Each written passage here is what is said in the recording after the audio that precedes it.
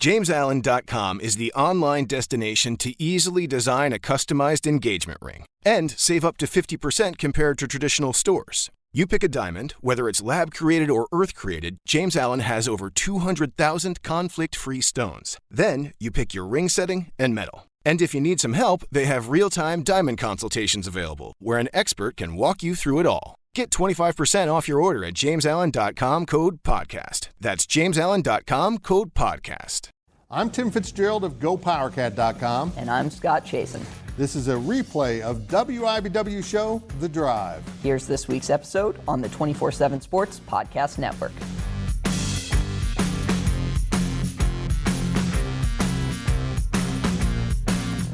Good evening, Wildcat and Jayhawk fans, and welcome to The Drive, sponsored by Briggs Auto Group. I am Tim Fitzgerald at GoPowerCat.com, and the man across the studio from me is Scott Chasen, and I'd like to introduce our newest sponsor, Tang. Moms everywhere approve of Tang. I was going to let that moment breathe, Fitz. Exciting times, both Kansas State and Kansas, obviously. We'll talk about a new coaching hire. We'll talk about a Final Four. How about this? Bill Self, 4 Final Fours. Jay Wright, tournament coach, 4 Final Fours as well. Pretty cool. Pretty cool. You can interact with us on social media at Facebook.com/The Drive Show, on Twitter at The Drive 13, and of course, answer our weekly poll question and make your game predictions on our Twitter page. And remember, if you ever miss an episode of The Drive, you can listen to an audio-only version that will appear each Monday morning in the form of a podcast at GoPowerCat.com. Podcasts are just wonderful. They're just the best thing ever. And now we start things off with our 2-minute drill. 2-minute drill is sponsored by Vanderbilt's Your Work Boot Center. Well, Scott, Kansas is headed to the Final Four. They are? For the 4th time under Bill Self. How did the Jayhawks survive a bad first half to take down Miami? And man, that was impressive second half. Well, wow. Fitz right out of the gates in the second half. The game absolutely flipped. And if you want to say KJ Adams' defensive possession at the end of the first half was what started it, I would disagree with you and tell you you're wrong, but you're welcome to, of course, have that opinion. No, look, the second half really got on a roll in my mind because David McCormick started playing like the player he was to start this game, which was a physical mismatch. It's been a really tough year for Big Dave. He hasn't really lived up to the expectations that were put upon him. This was a big dunk by Christian Braun as well, and he was excited about it, especially tying the game. But David McCormick has had kind of a struggle this year. It hasn't always been easy for him. He's been playing through a foot injury, playing through a knee injury. He's been up, he's been down, he's been really inconsistent. But when he kind of exploded in the first 4 or 5 minutes to start the second half, it really seemed to steady the ship and right the ship. And then Ochai Agbaji and Christian Braun, who you just saw on your screen, the two of them making plays, they really came to life. Whether, it was in transition, even in the half court a little bit. I thought this was maybe the play of the tournament for KU. Jalen Wilson keeping that ball alive, just kind of batting it to the sideline. Because if he had grabbed it, he would have been out of bounds. And Ochai knocks down a 3. This is a team that has battled a ton of adversity. And that's the case when you pretty much go, up and down this entire roster. Christian Braun, we'll start with him. He's had probably less quote-unquote adversity than some of the other guys on the roster, but he started the year playing at, maybe a second-team All-America, a first-team All-Big 12 kind of level. Then he sort of tapered off. He, started, shooting poorly, had a little bit of a slump, had to re-find himself. Then he's been blistering hot from three-point range. Ochai Agbaji, fantastic start to the year, fantastic in Big 12 play, Big 12 Player of the Year. What happens at the start of the tournament? He starts struggling. He's got to kind of start looking for answers. What's going on? How can he figure this out? And he obviously did, coming away with 18 points. Who's faced more adversity other than Remy Martin, a guy who was unplayable in his first game back from injury? The knee really held him down. You go back to that game against Baylor, he couldn't hang with anyone defensively. All of a sudden, he's the most outstanding player of a region as KU goes to the Final Four. Fitz, this is not one of Bill Self's best KU teams. Let's not get this twisted. But they took advantage of the path they were given, and now they're headed to the Final Four. Well, the way Coach Self has handled both McCormick and Martin is just absolutely amazing to me. I mean, Big Dave played so well to start the second half, and then just kind of shut him down for the most part and just said, you know what? we're going to the Final Four, and you're not going to be injured when we're there. It was really impressive to watch how he manipulated his roster into this. Well, Fitz, they've had to manage that knee, as you know, the knee, the foot, everything all season with Dave. And, yeah, he didn't need to play enough much down the stretch. They went small after that point, really controlled it. Very good coaching job. I don't know if it's Bill Self's best, but it's one of his best coaching jobs for sure. Well, Fitz, speaking of coaches, K-State introduced Jerome Tang as its new basketball coach on Thursday, and fans have been pretty excited about this hire. But did athletic director Gene Taylor get this one right? Yeah, he did, and it's been an amazing process if you've been following along. If you have been, you know that probably a majority or, close to it, of K-State fans wanted Brad Underwood to come home from Illinois. They wanted him to be the next coach. He played at K-State. He played under Jack Hartman. He coached on Frank Martin's staff and with Huggins also, and has gone on to great success of his own. And at Illinois, he's one of the highest paid coaches in college basketball. And Illinois, for whatever reason, has one of the bigger budgets. So really what it came down to is Gene Taylor was like, well, what will it take to get you here? And the reality is it was going to take too much. And he kept going back to that, trying to see if there was a number that would work for both parties, while at the other time, on the other hand, still talking to other candidates. And it didn't take long for that water to boil to realize that Jerome Tang had risen to the top of that other list.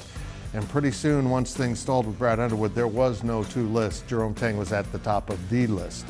And now that he's been introduced at K-State, I think fans see exactly what Gene Taylor saw in Jerome Tang. A really thoughtful, well-spoken, a guy that's got a great view on life, coming up from very humble beginnings as an immigrant to the United States as a young boy from Trinidad. Just a really overall impressive guy who has always been in the shadow of Scott Drew. He's been with Scott Drew for 19 seasons, the entire time since Scott Drew took over an absolute disaster at Baylor, really a mess, and built it all the way up to winning a national championship last year, and Tang has been part of all of that. People wonder if he can coach as a head coach. We will see, but he's a very highly regarded recruiter, and from what we've seen so far from Jerome Tang, he's going to be an outstanding leader of the young men that choose to play for him. Cat fans are fired up, and for good reason, Scott.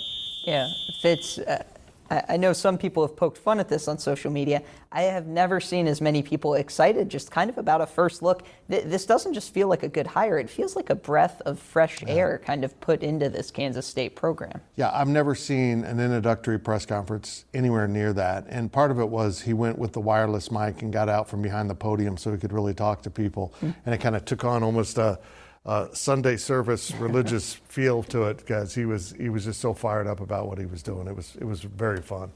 Well, Scott, the Big 12 was highly respected all basketball season, but by the Elite Eight, only Kansas remained in the NCAA tournament field. Was the Big 12 overrated? And how does the future look for this conference heading into this expansion that is right around the corner?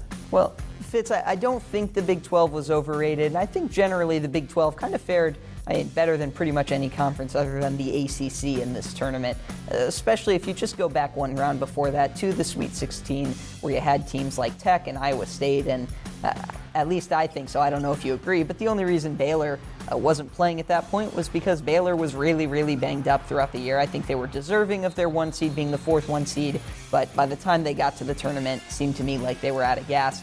Texas was another team that was in a game with Purdue that they absolutely could have won, and I tend to think Texas might have done a little bit better against St. Peter's than Purdue ended up doing. We saw, obviously, St. Peter's struggle just a little bit ago with their Elite Eight game, and obviously North Carolina is moving on. But Fitz, here's how I would look at it, and then I want to get your take on this too.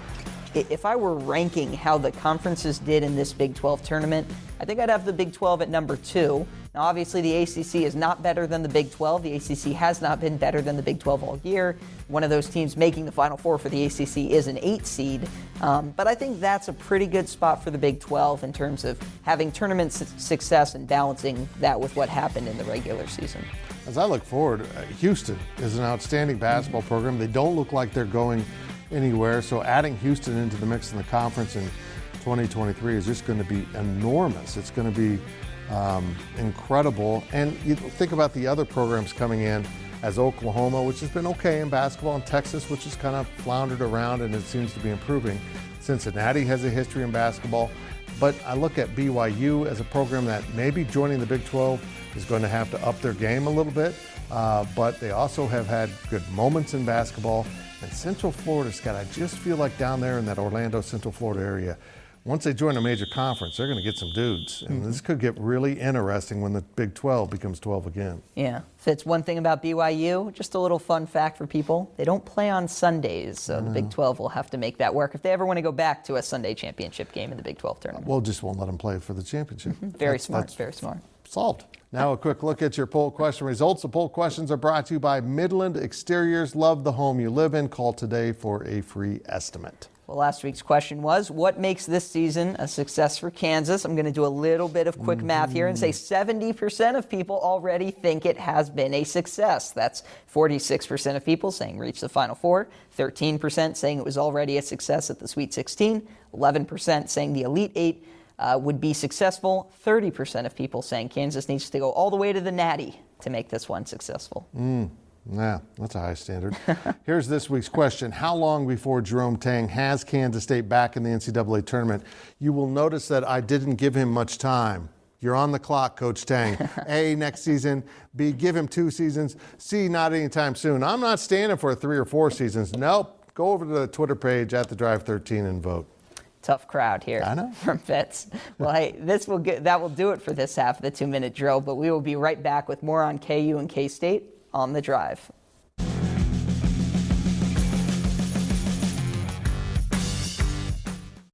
Picture this nightmare scenario. You're hosting friends for the big game. It's neck and neck in the fourth quarter, and suddenly you realize you're out of drinks. You start to sweat. Your friends start to turn on you. You're forced to go on a last-second drink run and end up missing the game-winning touchdown while in line. Terrifying, isn't it? Luckily, you can avoid the drama with Drizzly, the go-to app for drink delivery. With Drizzly, you can shop a huge selection of beer, wine, and spirits, then get them delivered right to your watch party. Compare prices across multiple stores in your area, find the best deals on game day drinks, and get back to armchair quarterbacking from, you guessed it, your armchair. Download the Drizzly app or go to drizzly.com. That's DRIZLY.com today. Must be 21 plus, not available in all locations.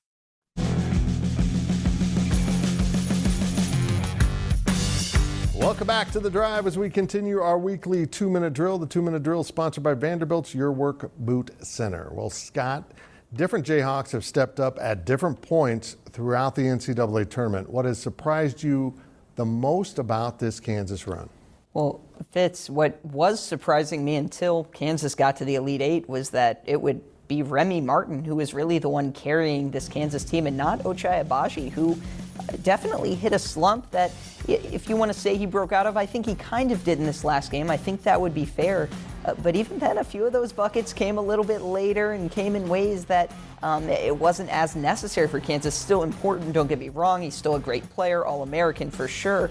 But this team is not anywhere near this point in the season, really, without Remy Martin. And yeah, maybe Kansas fans were thinking that when he first got on this team. I mean, for goodness sakes, he was the preseason Big 12 Player of the Year. So there were obviously some high expectations, but I think, Fitz, for me, it's just seeing a very different version of Kansas than the version that we've really seen at different points throughout the year. You know, when DeJuan Harris was running the show and playing 35, 36, 38, sometimes more minutes of point guard, it was a lot of structure because Kansas didn't have the quickness and athleticism and ways to just kind of jump up and beat you that they're showing a lot of now. And I think it'll make for a really interesting contrast against a well-oiled machine in Villanova, going into that Final Four matchup.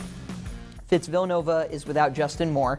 He's a good scorer, around 15 a game. He's had a handful of 20-point games. He is also a pretty good three-point shooter, not necessarily a great percentage, but has had some good games and takes a lot of them, more than 6 a game. So that's definitely a loss for Villanova.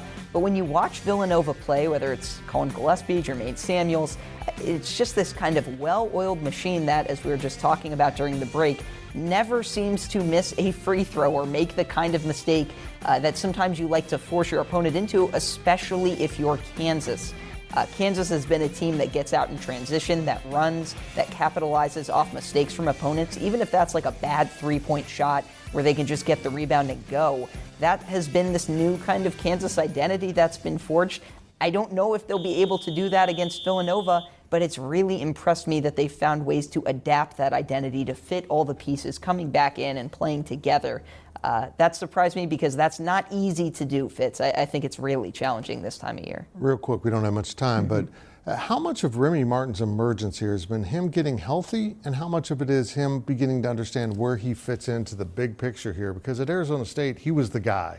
He took the shots, he handled the ball, he was the guy. Everything went through him, and it's not true in Lawrence. Yeah, a little bit of both. I think the health is a large part of it because I really think he couldn't move on that knee until they sort of shut him down and brought him back. But to your point, it's almost been like Bill Self figuring out how to let him kind of go to, a little bit of a mix of both. I think that's been a pretty big deal. I agree. Well, Fitz, back to K-State basketball. How long should it take Jerome Tang to get his Wildcats back into the NCAA tournament?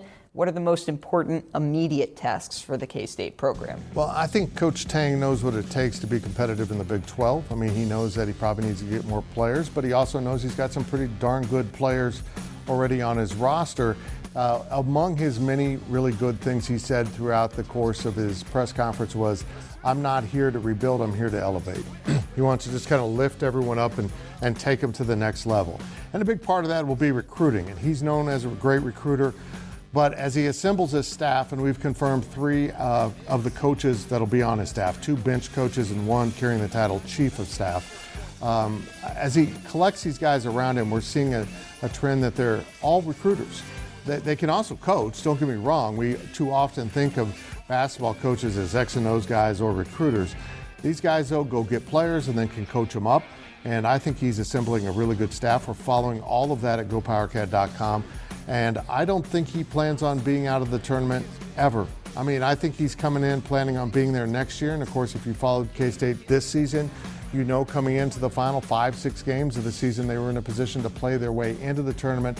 But then they went on a losing streak and missed the tournament, missed all postseason play, leading to Bruce Weber's resignation.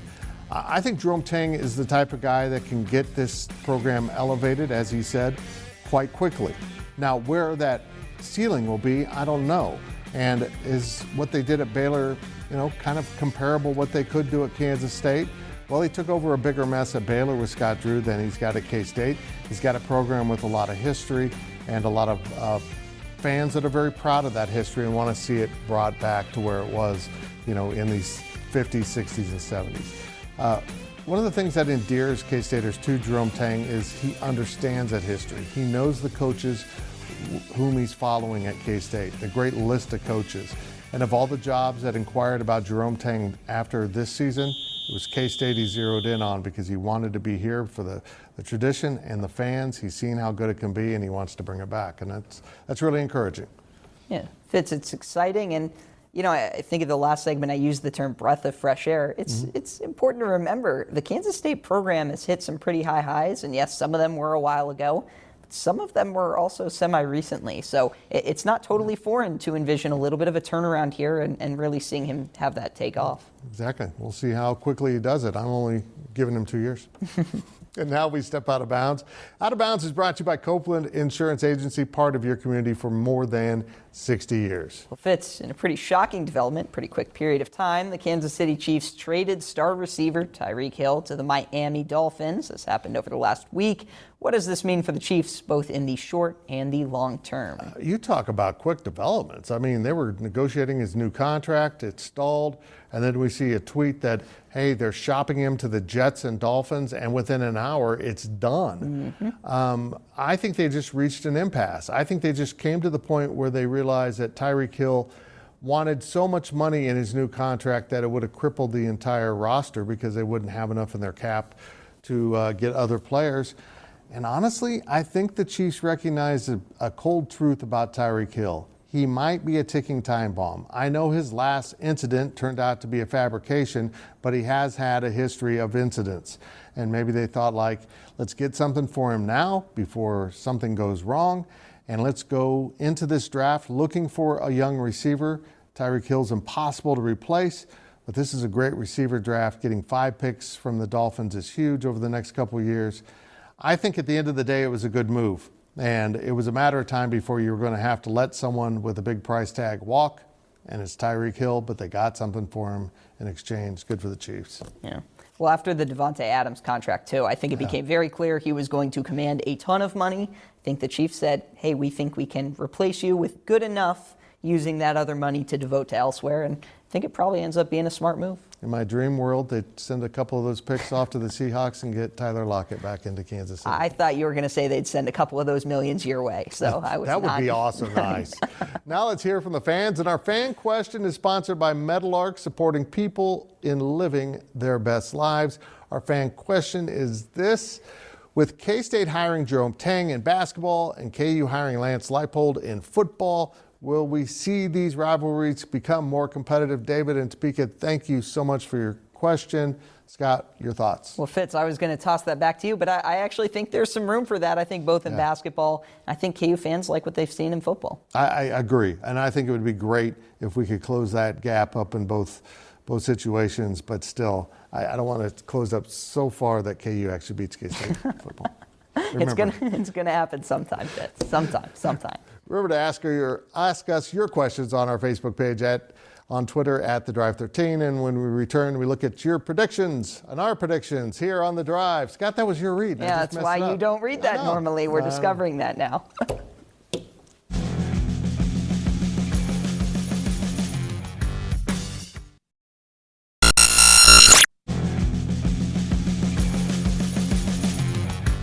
Welcome back as we head down the home stretch of this week's show. It's time to take a look at our predictions. Remember to make your weekly predictions on our Twitter page at The Drive 13. Here are last week's results. The viewers are kicking some tail at 3-0. I went 2-1. Scott's upset comeback dreams are slipping away, but he still has some time. Here are this week's picks, and we start with Kansas as a pick'em against Villanova. Fitz, I don't know that I can pick against Kansas after that second half. Scott, what is Villanova's mascot? That is a great question. What is the Wildcats? You got it. Go Cats. I got Villanova. Wow, you froze me for a second, Fitz, because they're blue. There are no blue cats. Anyway, next is Duke -7.5 versus North Carolina. Fitz, what is Duke's mascot? Duke's are the Blue Devils. The Wildcats, and I am taking the Wildcats. Who do you got? You got Duke, right? I'll take Duke. I'll take North Carolina on that spread. Our last game of the week is who has more points, Ochai Agbaji, or however you pronounce his name now. We were talking about that off the air. Remy Martin, who do you got? Fitz, I think we're both going this way. I will take Ochai Agbaji. That's how we learned is, I guess, the normal way to pronounce his name. Again, make your picks on our Twitter page. I also have Mr. Agbaji at The Drive 13. It's time for our On the Clock segment. On the Clock is sponsored by Carpet One, buy local for a strong local community. Scott, take it away. Well, Fitz, something I wanted to talk about. Speaking of Villanova, Kansas, I mentioned the parallel. Jay Wright and Bill Self both having 4 Final Fours. Bill Self has taken a lot of heat, and he's put some on himself as well for not having as much success in the Elite Eight, not getting to a bunch of Final Fours. I can't count the number of times he said that he should be better in that round. That's really the round that Kansas has struggled in. Now you look at it, Kansas has been to 2 of the last 4 Final Fours, and in that stretch, there was one year where there wasn't a tournament. Kansas was the number 1 overall seed going into that tournament. You're seeing a little bit of a Final Four correction happening, and as long as Bill Self is still Kansas's coach, I expect them to keep competing for Final Fours. If you had told me at the start of this tournament that 4 blue bloods would occupy the Final Four, I would have laughed because I thought this thing was wide open. And granted, North Carolina's an 8 seed, kind of crashed the party a little bit. But I sit here and wonder, can Jerome Tang elevate the Kansas State program to get to the first Final Four it's had since 1964 and the 5th in program history? We will see. That's it for this week on The Drive, and we'll see you next week right here and all week on social media. With Blue Link Plus, you can access your Hyundai Tucson Limited remotely. Doors unlocked, temperature set, lost car found. There it is. Get complimentary class-leading Blue Link Plus. Call 562-314-4603 for complete details.